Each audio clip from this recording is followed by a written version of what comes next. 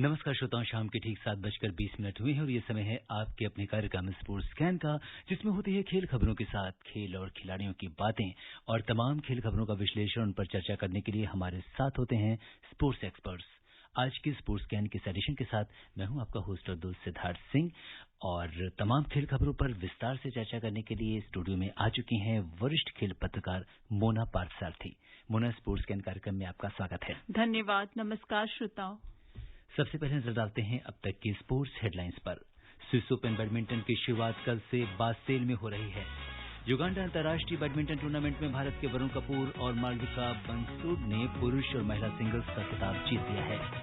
भारतीय पुरुष hockey team के यूरोप दौरे में कल क्रेफिल्ड में भारत का मुकाबला जर्मनी से होगा। महिला हॉकी का मुकाबला भी कल होगा। और आई लीग फुटबॉल टूर्नामेंट में आज चर्ची ब्रदर्स ने गोकुलम केरला को 3-2 से हरा दिया है।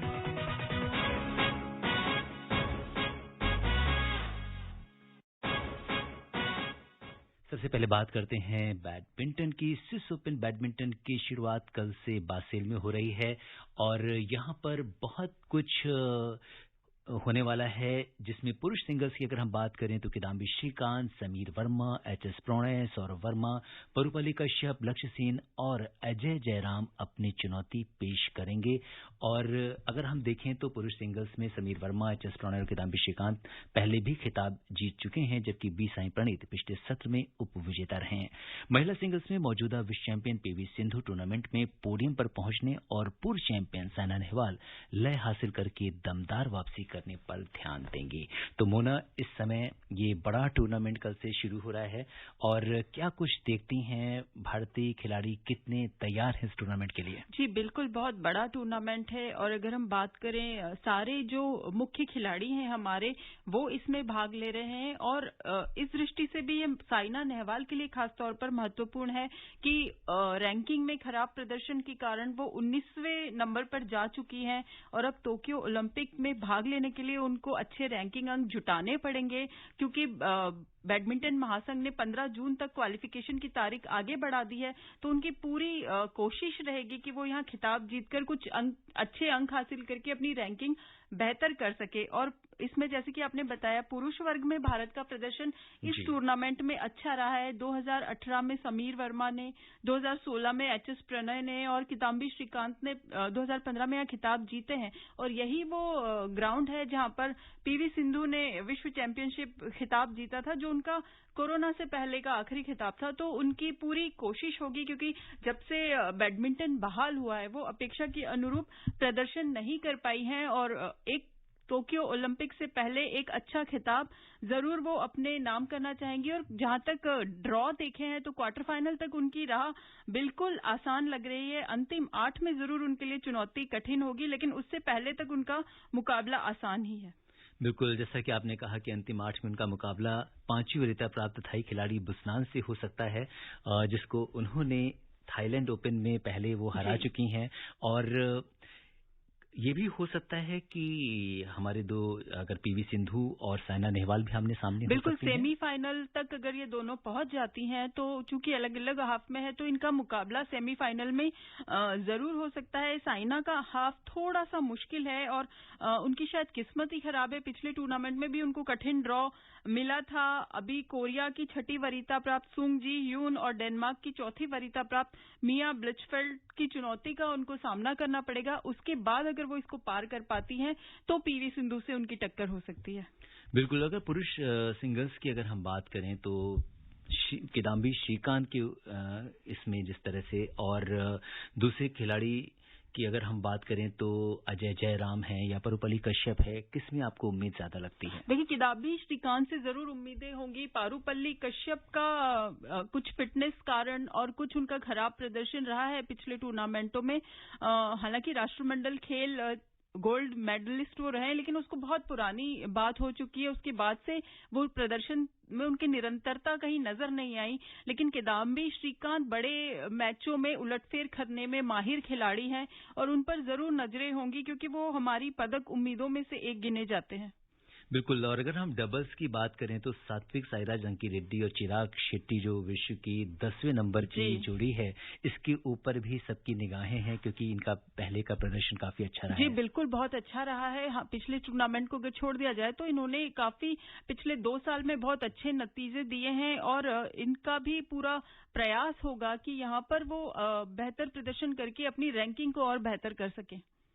जी हाँ, तो इसके ऊपर स्विस ओपन के ऊपर हमारी नज़र बनी रहेगी। बड़ा टूर्नामेंट है और ये कह सकते हैं कि भारतीय खिलाड़ियों को अपना दमखम दिखाने का पूरा मौका मिलेगा। पूरा मौका मिलेगा और उन्हें दमखम दिखाना भी चाहिए क्योंकि अब समय निकलता जा रहा है। टोक्यो ओलंपिक में ज्यादा समय रह नहीं गया है। पूरा जो कैलेंडर है वो अस्त व्यस्त हो गया था कोरोना महामारी के कारण और उसको बहाल होने के बाद भी शारीरिक, मानसिक, तकनीकी हर तरह की समस्याएं खिलाड़ियों के सामने आ रही है। तो उन सारी चुनौतियों को पार करते हुए जो बड़े प्रतिद्वंदी हैं उनको खेलने का ये एक शायद मुझे लगता है ये आखिरी मौका होगा टोक्यो ओलंपिक से पहले।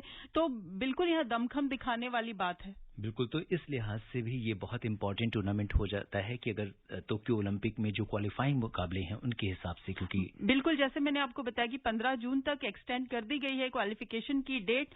तो अब यहाँ से जितने भी मुकाबले होंगे वो आप समझ लीजिए कि एक एक तिलिस्म तोड़ते जाना है हर खिलाड़ी को। तो जो आखिर तक सारे तिलिस्म तोड़ देगा वही टोक्यो का टिकट कटा सकेगा। जी बिल्कुल। और बैडमिंटन से एक दूसरी खबर यह है कि युगांडा अंतर्राष्ट्रीय बैडमिंटन टूर्नामेंट में भारत के वरुण कपूर और मालविका बंसोड ने कंपाला में पुरुष और महिला सिंगल्स का खिताब जीत लिया है। वरुण ने पुरुष सिंगल्स के फाइनल में 7वीं वरीयता प्राप्त शंकर मुथुसामी को 21-18, 16-21 और 21-17 से हराया, जबकि दूसरी वरीयता प्राप्त मालविका ने महिला सिंगल्स के फाइनल में पिछड़ने के बाद वापसी करते हुए हमवतन अनुपमा उपाध्याय को 17-21, 25-23, 21-10 से शिकस्त दी। दुनिया के दूसरे नंबर के जूनियर खिलाड़ी वरुण ने इसी साल अपना छठा खिताब जीता था। शंकर और मालविका को इस 4 दिवसीय टूर्नामेंट में रजत पदक मिले, जिसमें भारत, जर्मनी और अफ्रीकी देशों के खिलाड़ियों ने हिस्सा लिया था। तो अगर हम देखें तो दूसरी तरफ जूनियर से भी अच्छी खबर आ रही है। बिल्कुल, और ये बहुत जरूरी भी है क्योंकि जो शीर्ष खिलाड़ी हैं उन पर तो सभी की नजरें हैं ही, लेकिन जैसे अब साइना नेहवाल है 30 पार कर चुकी हैं, वो करियर के अंतिम चरण में है। उनके जगह असली अगली पौध भी तैयार होनी उतनी ही जरूरी है। और खिताब कहीं भी मिले वो खिताब ही होता है, चाहे वो किसी भी स्तर पर मिले। तो ये एक बहुत ही सुखद संकेत होता है जब ऐसी जो सेकंड स्ट्रेंथ जिसको हम बोलते हैं उन खिलाड़ियों के नाम पर खिताब आते हैं, तो ऐसे लगता है कि हाँ, भविष्य भी उज्जवल है। जी हाँ, बिल्कुल। तो ये भी एक हम ये कह सकते हैं कि एक अच्छी खबर युगांडा अंतर्राष्ट्रीय बैडमिंटन टूर्नामेंट से। और अब नजर डालते हैं हॉकी के ऊपर। भारतीय पुरुष हॉकी टीम के यूरोप दौरे में कल क्रिफिल्ड में भारत का मुकाबला जर्मनी से होगा।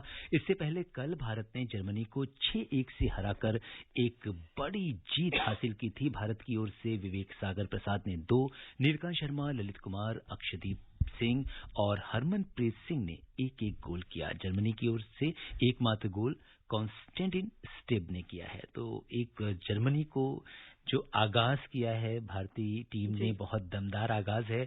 और कितनी बड़ी सफलता आप मानती हैं 6-1 से हराना? जी, बहुत ही धमाकेदार। जैसे ये कोरोना के बाद भारतीय टीम का पहला अंतर्राष्ट्रीय दौरा है, पहला मैच है, प्रतिस्पर्धी मैच। और जर्मनी विश्व रैंकिंग में 6ठे स्थान पर है, भारत 4थे स्थान पर है। लेकिन जो शीर्ष 5-6 टीमें हैं इनमें बहुत ज्यादा प्रदर्शन में फर्क नहीं है। तो ये बहुत ही हार्ड टेस्ट जिसको बोलते हैं। और भारतीय टीम में नियमित कप्तान मनप्रीत सिंह नहीं है, रुपिंदर पाल सिंह नहीं है, सबसे अनुभवी खिलाड़ी एसवी सुनील नहीं है। उनकी जगह PR श्रीजेश कप्तानी कर रहे हैं जो काफी अनुभवी खुद खिलाड़ी हैं। लेकिन जो मेन 3 खिलाड़ी हैं जिन पर पूरी फॉरवर्ड पंक्ति का दारोमदार है, एसवी सुनील जिनको प्ले मेकर बोला जाता है टीम में, वो टीम में नहीं है। मनप्रीत सिंह जो सबसे बड़े स्टार है टीम के, वो टीम में नहीं है। उनके बिना पहला मुकाबला इस तरीके से जीतना, तो ये बहुत ही अच्छी जीत भारतीय टीम की। और उम्मीद है कि ये इस लय को बरकरार रखेंगे क्योंकि नजरें फिर वही टोक्यो ओलंपिक पर हैं। और भारत को इस बार खिताब के पदक के प्रबल दावेदारों में गिना जा रहा है। काफी अच्छी तैयारी टीम की है। बेंगलुरु में काफी मेहनत की है टीम ने सहयोगी स्टाफ के साथ। आपस में जो इंट्रा टीम मैचेस भी बहुत खेले हैं। मेंटली बहुत टफ हैं खिलाड़ी। तो लगता है मुझे कि ये दौरा बहुत अच्छा साबित होगा, क्योंकि इसके तुरंत बाद बेल्जियम जाकर उनको ब्रिटेन से भी खेलना है। और शनिवार को मैच होना है। और हमेशा ये खिलाड़ियों का कहना रहता है कि हमें हार्ड टेस्ट मिलने जरूरी है। जो शीर्ष टीमें हैं उनके खिलाफ ज्यादा से ज्यादा अनुभव की जरूरत है। तो उस दिशा में ये बहुत ही बधाई के पात्र हैं दोनों महासंघ की, उन्होंने ऐसे समय में भी एक ऐसा दौरा आयोजित किया। बिल्कुल। और उसके बाद यहाँ पे एक खिलाड़ी और हैं जो विवेक सागर प्रसाद ने कल जिस तरह से हम ये कह सकते हैं कि ऑलमोस्ट बैक टू बैक जो है वो दोनों गोल किए, तो काफी सशक्त खिलाड़ी के रूप में उभर कर आए। और एक जो मनोवैज्ञानिक दबाव होता है जर्मनी की टीम के ऊपर वो उन्होंने बनाया। देखिए, विवेक को मैं जूनियर हॉकी के दिनों से जानती हूँ और बहुत ही जबरदस्त खिलाड़ी है वो।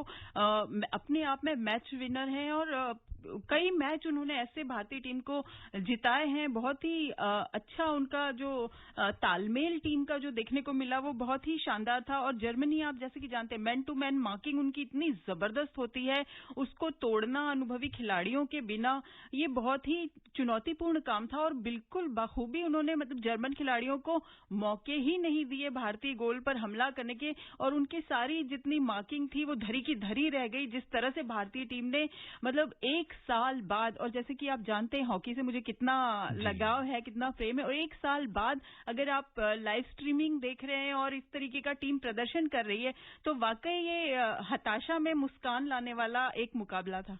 बिल्कुल, बहुत ही अच्छी परफॉर्मेंस की है। और लेकिन वहीं दूसरी ओर अगर हम दूसरे ग्राउंड पे चलें, डुसेल्डोर्फ में कल महिला हॉकी में भारत का मुकाबला मेजबान जर्मनी से होगा। 4 मैचों की श्रृंखला में जर्मनी 2-0 से आगे है। पहले मैच में जर्मनी ने भारत को 5-0 से शिकस्त दी थी, वहीं दूसरे मैच में भारत को 1-0 से हार का सामना करना पड़ा था। तो इसी के विपरीत एक महिला हॉकी का प्रदर्शन है। बिल्कुल, सिर्फ इस दौरे पर नहीं, इससे पहले अर्जेंटीना दौरे पर भी भारतीय महिला हॉकी टीम गई थी और वहां पर भी कोई जीत हासिल नहीं कर सकी। तो वो माना जा रहा था कि अभी कोरोना के बाद अचानक पहला टूर्नामेंट है, पहला दौरा है और वहां पर खिलाड़ियों को सामंजस्य बिठाने में थोड़ा समय लगा। लेकिन अभी जर्मनी में भी खाता खुल नहीं सका है, तो अभी बहुत कम समय रह गया है टोक्यो ओलंपिक में और बहुत कुछ दाव पर है भारतीय महिला हॉकी के लिए इस ओलंपिक में। तो उन्हें बहुत जल्दी अपने आप को, अपनी लय हासिल करनी होगी और अपने प्रदर्शन को पटरी पर लाना होगा, क्योंकि अगर इस तरह की गलतियों की इस स्तर पर अब कोई गुंजाइश नहीं है। बिल्कुल, कल देखना होगा कि भारतीय महिला हॉकी टीम किस तरीके से कमबैक करती है। अब बात करते हैं फुटबॉल की। इंडियन सुपर लीग में कल गोवा ने प्लेऑफ में अपना स्थान पक्का कर लिया है। एटीके मोहन बागान, मुंबई सिटी और नॉर्थ ईस्ट यूनाइटेड पहले ही प्लेऑफ में अपनी जगह बना चुके हैं। आइए सुनते हैं इस पर हमारी सहयोगी की ये रिपोर्ट, मुकेश की।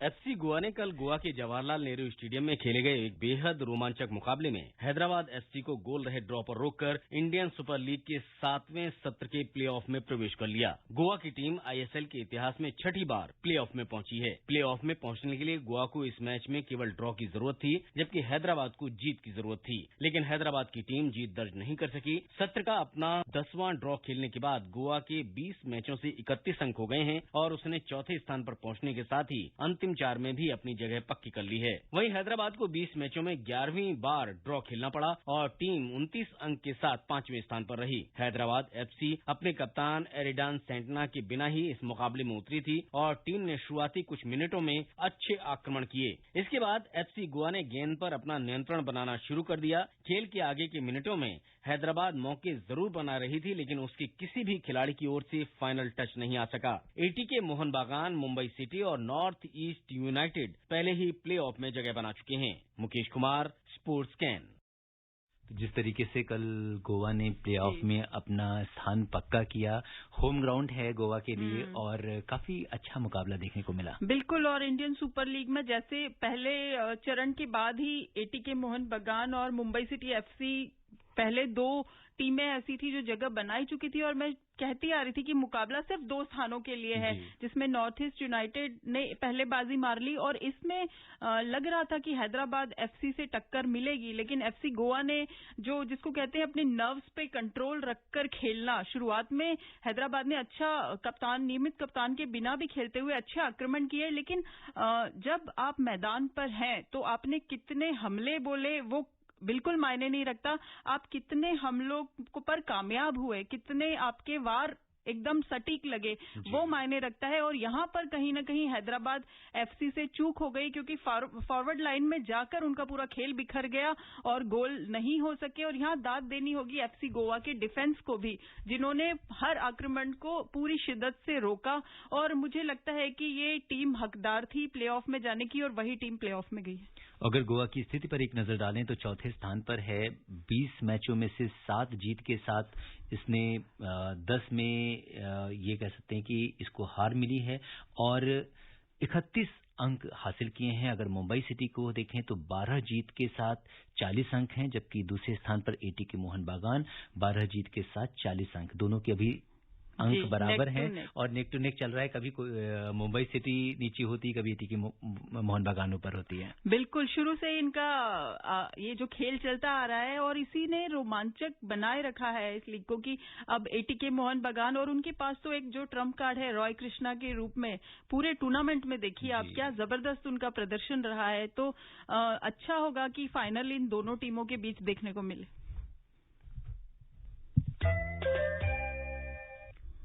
फुटबॉल में बात करते हैं आई लीग फुटबॉल टूर्नामेंट की, जिसमें आज चर्चिल ब्रदर्स ने गोकुलम केरला को 3-2 से हरा दिया है। चर्चिल ब्रदर्स की ओर से लुका जमसेन ने 2 जबकि किंग्सली ने 1 गोल किया।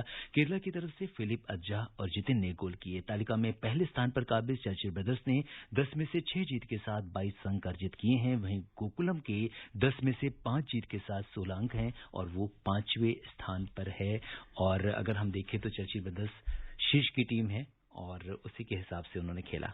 जी बिल्कुल। और इस मैच में भी अच्छी एक तरफा करीब एक समय पे लग रहा था कि मुकाबला बराबरी तक जाएगा, रोमांचक होगा, लेकिन फिर वही जैसे मैंने पिछले आपके डिस्पैच में कहा कि जो अनुभव होता है वो काफी मायने रखता है। और चर्चिल ब्रदर्स पारंपरिक रूप से एक मजबूत टीम है और वो मजबूती उन्होंने अपने खेल में भी दिखाई।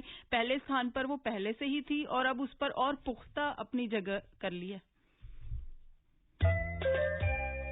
और बात करते हैं क्रिकेट की। वेस्टइंडीज के पूर्व क्रिकेटर सर विवियन रिचर्ड्स ने भारत इंग्लैंड टेस्ट सीरीज में पिच को लेकर चल रहे विवाद पर पहली बार बयान दिया है। उन्होंने भारत का समर्थन किया है। विवियन रिचर्ड्स ने कहा कि अगर टीमें भारत में खेल रही हैं तो ये तो तय है कि गेंद टर्न होगी। और पिच को लेकर भारत के सपोर्ट में उनके अलावा बहुत सारे खिलाड़ी, अगर हम चैपल की बात करें तो उन्होंने भी भारत की तरफदारी की है।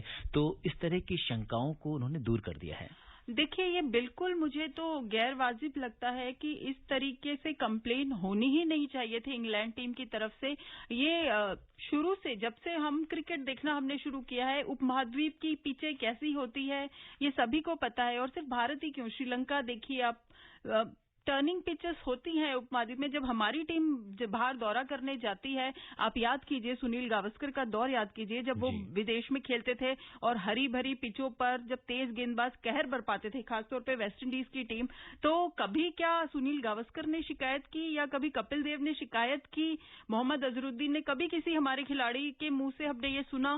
पूरी दुनिया में खेले हैं कि यहाँ की पिच खराब है या यहाँ हमारे साथ ऐसी ज्यादती हो गई, मेजबान टीम को घरेलू हालात का फायदा हुआ है। तो हर जगह जब मेजबान टीम को ये अधिकार होता है कि वो अपने अनुकूल पिच बनाए, इंग्लैंड में, न्यूजीलैंड में, ऑस्ट्रेलिया में, साउथ अफ्रीका में, हर जगह वो अपने हिसाब से पिच बनाते हैं। तो भारत में टर्निंग पिच क्यों नहीं होगी जो हर टीम अपनी ताकत पर खेलती है?